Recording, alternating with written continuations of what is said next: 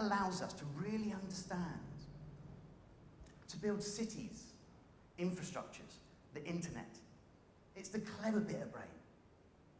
But the problem is when we fire on the amygdala, when we are reacting to a situation when we don't like what we hear or the person says something, it swells, and when it swells, it shuts down all of that wonderful intellectual stuff that we can use, that we have access to. And then what we find is we react to the situation in a way that we're not necessarily as proud of. Make sense? So the first part of this is understanding this process. Understanding this process actually takes place.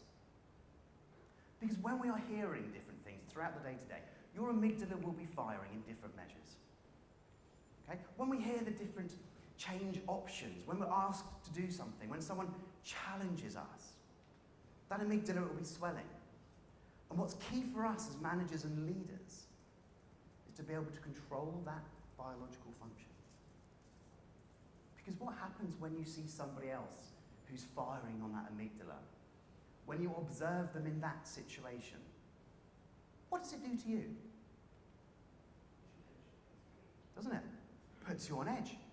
And when I get put on edge, I can't think rationally. I can't understand what's right there in front of me. Because all of a sudden my internal dialogue, that voice that's inside your head, that one, there, don't say that. It's me. We've all got one, haven't we, the internal dialogue? When that voice is really talking about that frustration or anxiety and that self-protection, it's not truly understanding what it sees in front of them. Make sense? As you're traveling throughout today, just keep check of your emotions. Keep checking in with yourself. We don't do that enough. Just look at things and think, am I reacting based on my emotions and my perception? Or do I need to take that metaphorical step back and really understand what's there rather than not?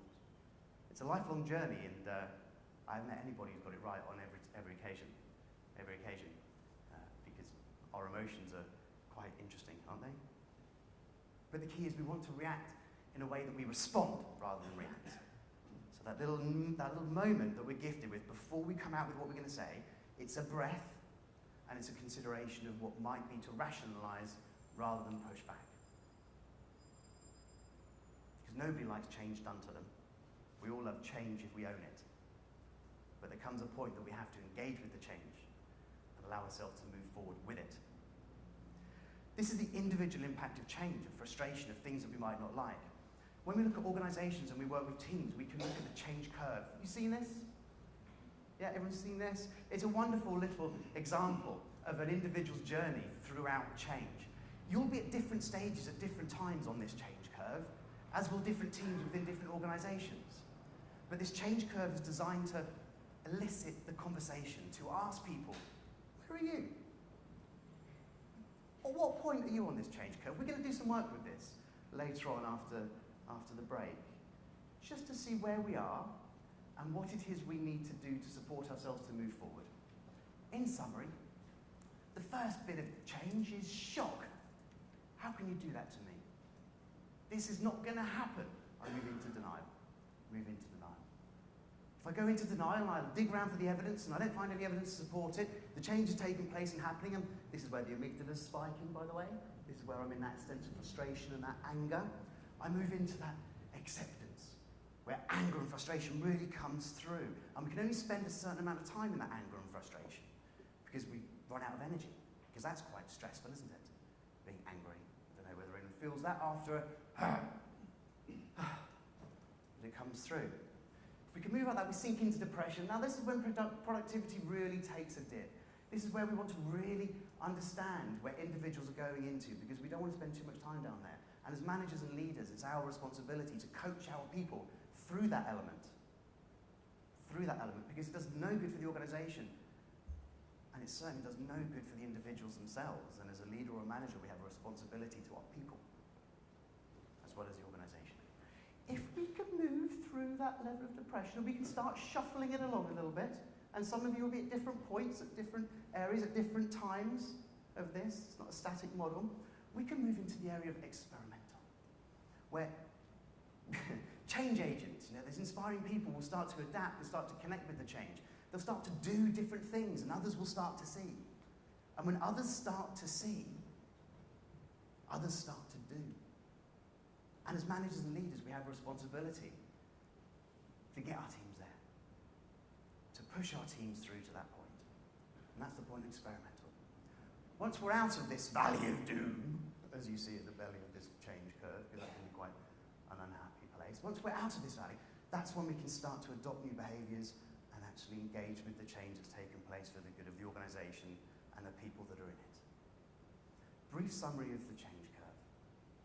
Now, I know we overran slightly, so I've sped things up a little bit, but I would like to get just a little bit more interactive just to create some energy, because you might have detected I quite like energy. I quite like building it. So here's a challenge. What I'd like you to do is I'd like you to buddy up, just with the person next to you. Just buddy up, person next to you. So you can identify your buddy is the person next to you.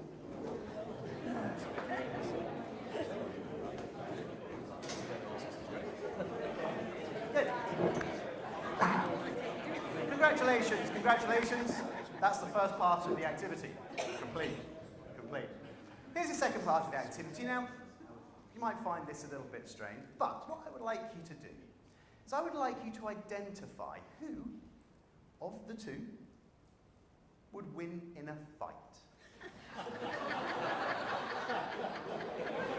Now, there are quite a few variables. Physical strength, manipulation, snidey backstabbing conversations that come around the back.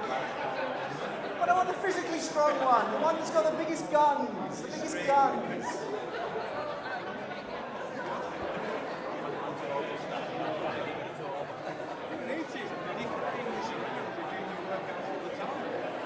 Have we managed that? Everyone got the most physically... Now, those of you that have been identified, and this isn't about ego. Those that have been identified as the most physically... back table, excuse me, this is my time. Thank you. You can talk in a minute. Thank you. So those who are the more physically strong, put your fist up in the air like that. Put your fist up in the air like that, that's it. Just like that. Show me them guns. No, I actually do want your hand in the air like that. Just make a fist and hold it there. Everyone got that? There aren't many fists on this table. I want a fist like this. Yeah, there we go. Too permissive. Brilliant. Now, once you have identified that most physically strong person and you have that fist in the air, those who don't have the clenched fist, this is what you have to do. Using any means possible, you have to open your partner's fist. Any means possible, open your partner's fist. Go.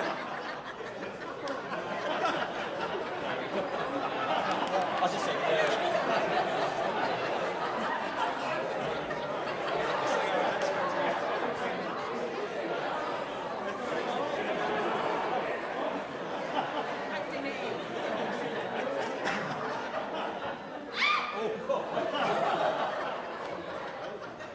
All right, I'm going to close that down before we start proper violent behaviour. And there was all sorts going on down there. So, just a quick one, who was successful? Who was successful? And what strategy did he use? Oh, he was polite. Asked you nicely. Very nice. How about yourselves? Oh my God. Wow. Anyone else? Bribery.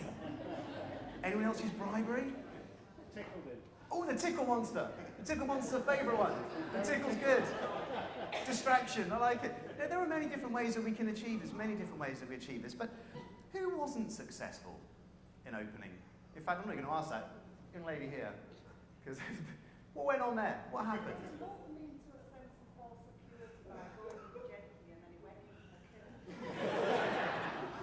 Wow. Fascinating, quite manipulative in sense. Who else? Who held a fist and continued to try to open it? Who held a fist and continued to try to open it until I called time? Yeah? And what was happening when you were continuing to do that, when you were continuing to try to open the fist? And what were you doing? Maybe this is the wrong person to pull out for this particular activity. But as he was trying to open that fist, what were you doing? Concentrating on not opening it. So the more that you try to open it, am I right in saying the more you push back? With relatively speaking, obviously, of course, yes, relatively. And it's...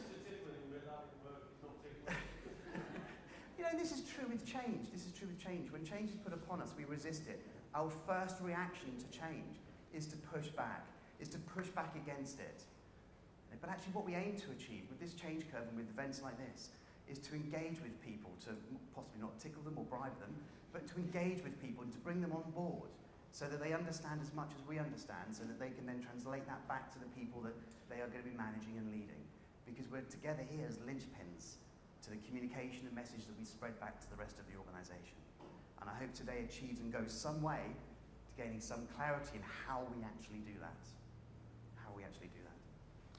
That's my bit done. To pass back to Mo.